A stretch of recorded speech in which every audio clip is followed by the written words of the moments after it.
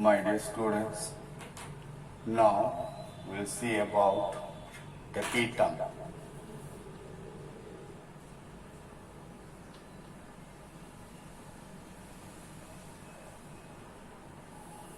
In detail, we have to see about the tapetum.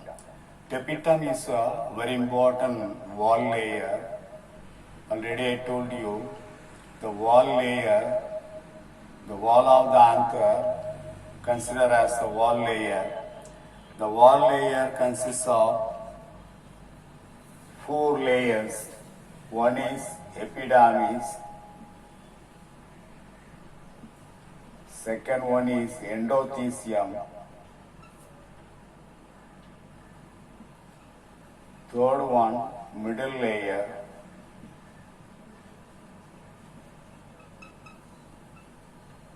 fourth one is tapetum.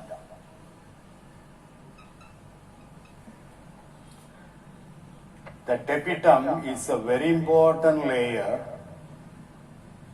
It is considered as the innermost layer of the wall of the anchor. It is nourishing. It is a cell. It is a layer which supplies nourishment to the microspores or developing microspores, etc. It is formed by peripheral wall layer, partly by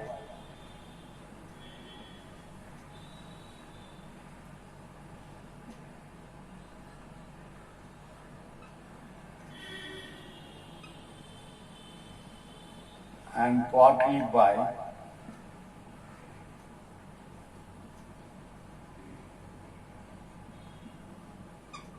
connective tissue. So, tapetum is dual in origin because it is produced from 2 different sources, partly by peripheral wall layers and partly by connective tissue. We can say tapetum is dual in origin. It nourishes the developing sporogenous tissue, microspore mother cells and microspore. It supplies food materials to 3 things. One is sporogenous tissue. Second, microspore mother cell.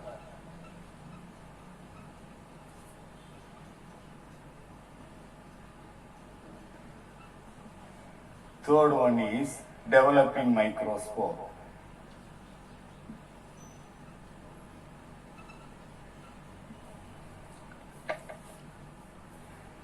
The cells of the tapetum may contain 1 nucleus or more than 1 nucleus, or the nucleus may become polyploid. The nucleus contains more than 1 set of chromosome, that is called polyploid. Tapetum contributes 4 things. Number 1, sporopollenin.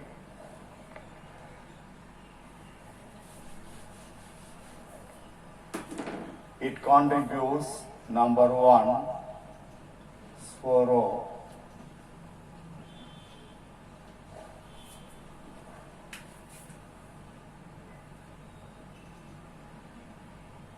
Number 2, pollen kit. Number 3, protein materials.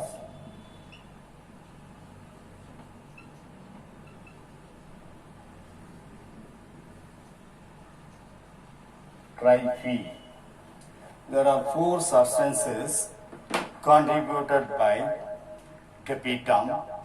Number 1, sporopollenin. Number 2, pollen kit.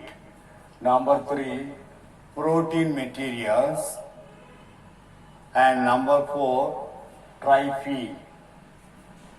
What is sporopollenin?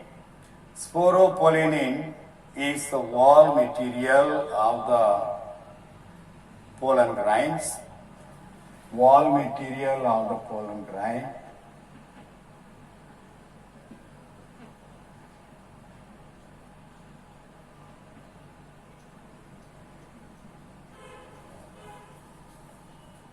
It is a major component of the exene. Exene is the outer covering of the pollen grain. The major component of the exene is formed by sporopollenin. It is chemically very stable, usually well preserved in soil and sediments. It is not very easily destroyed. It cannot be destroyed very easily. It protects the pollen grain from external changes such as rain, high temperature, etc. So that is about the sporopollenin. Third one, and the second one is pollen kit, or you can say it is pollen coat.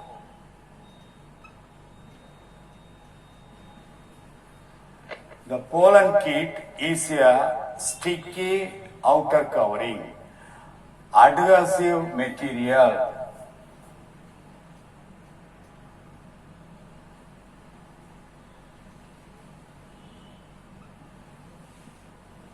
Or adhesive material.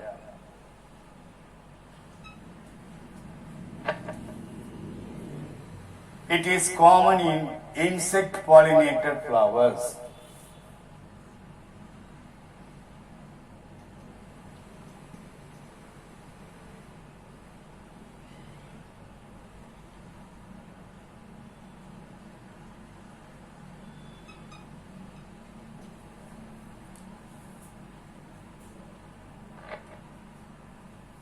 It facilitates pollen dispersal. That is the function of the pollen kit.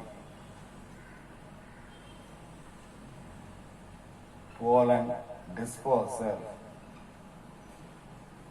It facilitates the dispersal of the pollen grains. That is about the pollen kit. Then we will see the types of tapetum.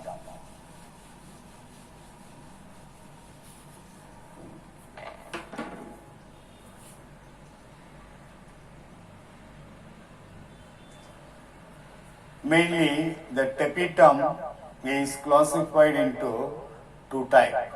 One is secretory tapetum. The second one is invasive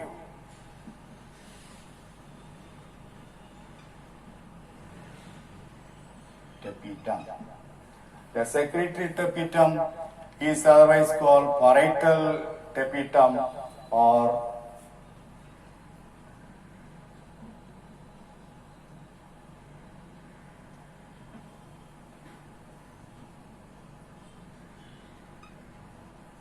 glandular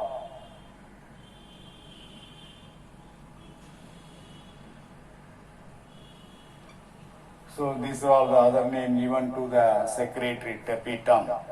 The secretory tapetum is the most common type of tapetum in most of the angiosperm. Common type in angiosperms.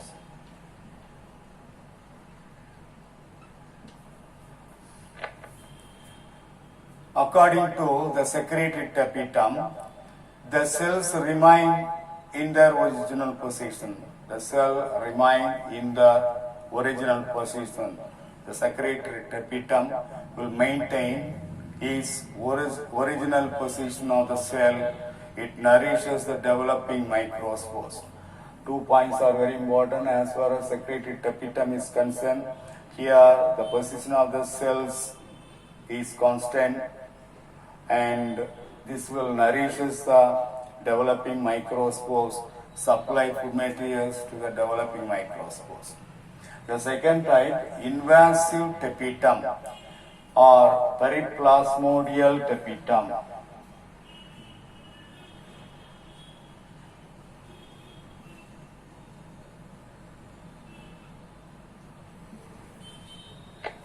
In this time, the tapetal cells rupture in the inner tangential wall and radial walls, and the protoplast of all the cells mixed with each other and form periplasmodium. In this case, the tapetal cell will not rupture, that will maintain its position. But in this invasive tapetum, the inner tangential wall, suppose this is the tapetum, this is inner tangential wall, and this is the radial wall. This will rupture, and the inner content of the tapetum will be given into the anther cavity, or the content of the tapetum will mix with each other and form periplasmodium. That form periplasmodium. So that is the invasive tapetum. Right, come to the another point, another one. Many scientists recognize there is a third type of tapetum, that is amoeboid tapetum. So according to some scientists only, amoeboid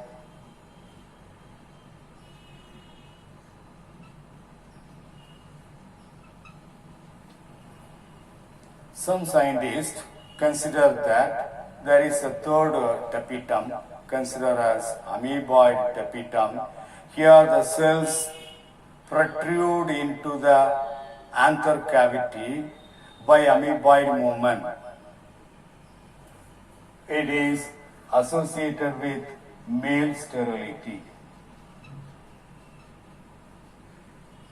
As far as invasive tapetum is concerned, the content of the tapetum will be sent into the anther cavity, but here the whole cell will move into the anther cavity, and that will make male sterility. That's considered as the amoeboid tapetum. Here the tapetal cell will move just like that of the amoeba by amoeboid movement into the anther cavity and will nourishes the pollen grains, and that will make the male sterility. The pollen grains become sterile later. That is the activity of the amoeboid tapetum. In some cases it was noticed. So that is the amoeboid tapetum. Now we pass on to the functions of the tapetum.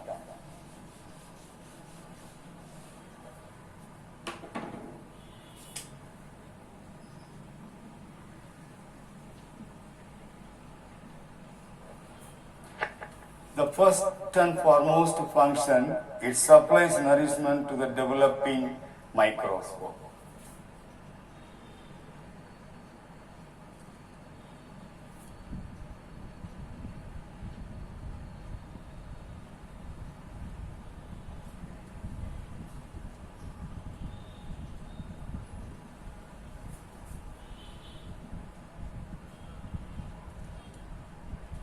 That is the first point. Second point, it contributes sporopollenin. Contributes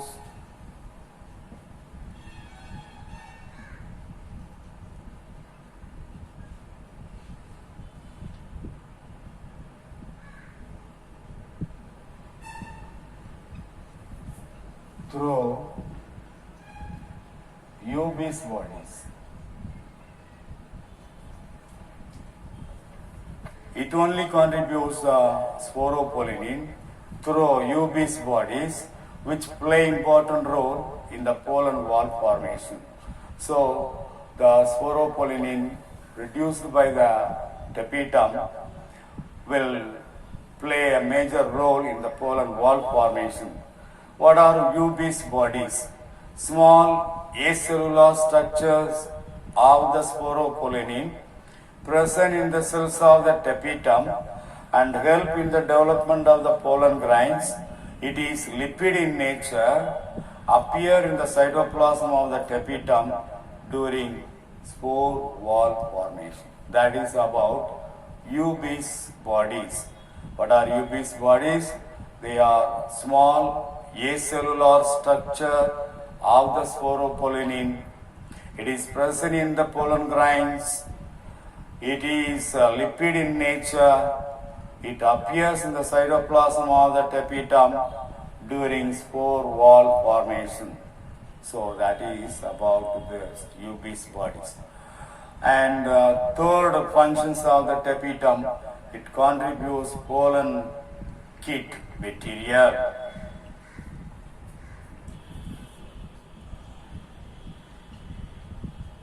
Contributes pollen kit materials.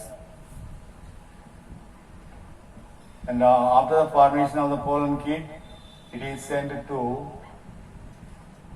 the surface of the pollen grains.